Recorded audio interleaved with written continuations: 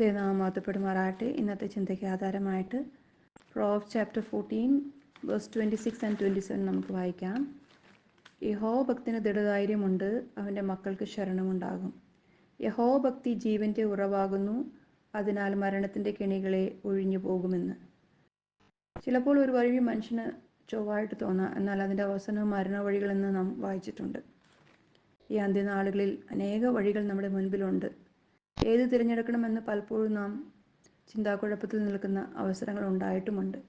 അതുകൊണ്ട് വരുന്ന ദിവസങ്ങളിൽ നാം കർത്താവിൻ്റെ പാദത്തിലിരുന്ന് അവൻ്റെ ആ ജീവൻ്റെ വചനം അനുസരിച്ച് ജീവിക്കുമ്പോൾ നമുക്ക് ആ ജ്ഞാനം പ്രാപിപ്പാൻ ദൈവം സഹായിക്കും.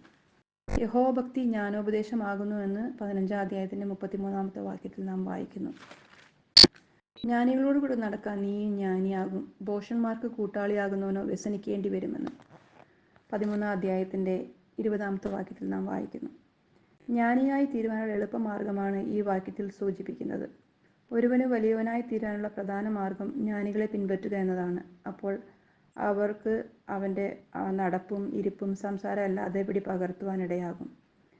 തുടർന്ന് വിവേകമുള്ള പെരുമാറ്റവും അവന് ലഭിക്കുവാനിടയാകും. ഇങ്ങനെ ഒരു പഴഞ്ചൊല്ല് നാം കേട്ടിട്ടുണ്ടല്ലോ, മുല്ലപ്പൂമ്പൊടി ഏറ്റുകിടക്കും കല്ലിനുമുണ്ടാകും ഒരു സൗരഭ്യമെന്ന്. അതുകൊണ്ട് വരുന്ന ദിവസങ്ങളിൽ നാം ജ്ഞാനികളായിട്ട് ജീവിക്കുവാൻ ദൈവം നമ്മെ സഹായിക്കട്ടെ. ആരും ഈ ലോകത്ത് ജ്ഞാനിയായിട്ട് ജനിച്ചതല്ല, ജ്ഞാനം സമ്പാദിച്ചതാണ്. വിജ്ഞാന ഗ്രന്ഥങ്ങൾ വായിക്കുന്നവരായും മാതാപിതാക്കളെ അനുസരിക്കുന്നവരായും സർവോപരി ദൈവത്തെ ആശ്രയിക്കുന്നവരായി തീരുന്നവർക്ക് ഒരു പരിധിവരെ ജ്ഞാനം സമ്പാദിക്കുവാൻ ഇടയാകും. പക്ഷേ ജ്ഞാനം പ്രാപിക്കുവാൻ ആത്മനിയന്ത്രണവും സ്വയശിക്ഷണവും അത് സമ്പാദിക്കാനുള്ള അഭിനിവേശം ഉണ്ടായിരിക്കണമെന്ന് മാത്രം.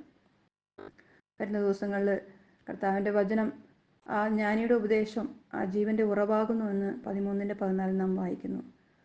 അതിനാൽ മരണത്തിൻ്റെ കെണികളെ ഒഴിഞ്ഞു പോകുന്നുവെന്നും നാം കാണുന്നു. അതുകൊണ്ട് കർത്താവിൻ്റെ ഉറവിൽ നിന്ന് നമുക്ക് കോരിക്കുടിക്കാം.